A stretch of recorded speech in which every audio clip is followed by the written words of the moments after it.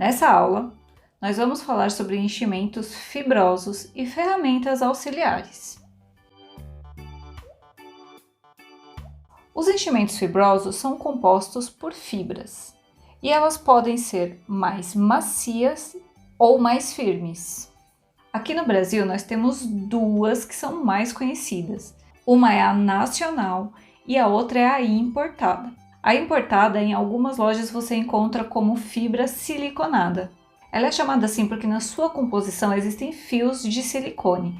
Isso confere a essa fibra uma maciez muito maior e graças a isso as suas peças ficam muito mais fofinhas. Porém, por ela ser muito mais macia, ela também é escorregadia e isso dificulta um pouco na hora de fazer o enchimento da peça, principalmente se forem partes pequenas.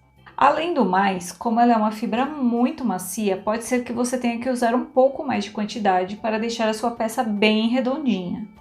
A fibra nacional já não possui esse silicone, por isso ela é uma fibra mais compacta, ou seja, ela é mais durinha. Ela é ótima para peças grandes que precisam de uma sustentação. Por exemplo, peças para festas de aniversário, que precisam ficar em pé. A fibra nacional ela é ótima para preencher pés e pernas porque ela dá uma sustentação ao boneco.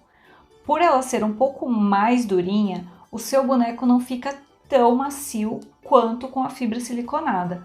Porém, na hora de encher as peças, a fibra nacional ela entra com mais facilidade e você também não gasta tanto.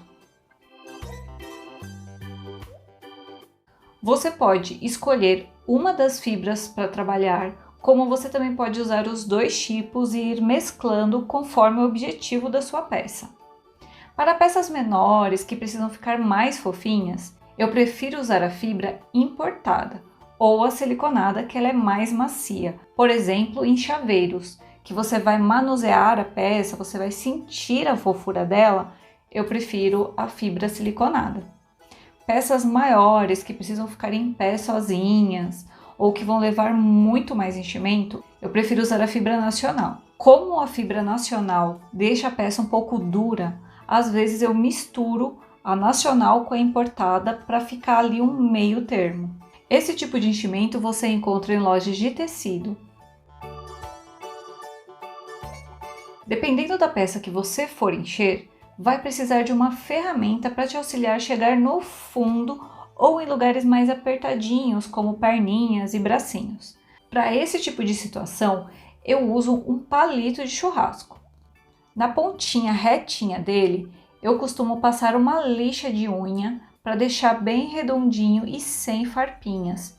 Porque se ficar algum tipo de farpinha, na hora que você introduzir esse palito na sua peça, ele pode puxar fiapinhos de feltro. Por isso eu sempre dou uma lixadinha, com lixa de unha mesmo, para deixar bem lisinho.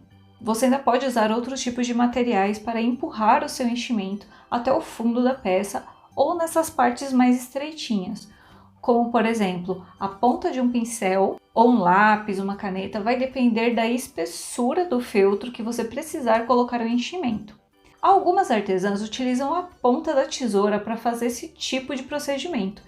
Eu, particularmente, sou um pouquinho desastrada e não acho muito segura. Se eu fizer com a ponta da tesoura, é muito capaz de eu rasgar minha peça inteirinha. É como eu sempre falo, faça testes. Usa o palito de churrasco, usa a ponta da tesoura, usa um pincel. Você vai encontrar uma ferramenta que você vai se adaptar melhor a ela. O enchimento você compra por quilo. Então, se você está começando, o ideal é você encontrar alguma loja que vende enchimento por gramas, pacotes de meio quilo, por exemplo. Caso contrário, você terá que comprar um pacote de 1 quilo e vai por mim, é muito enchimento.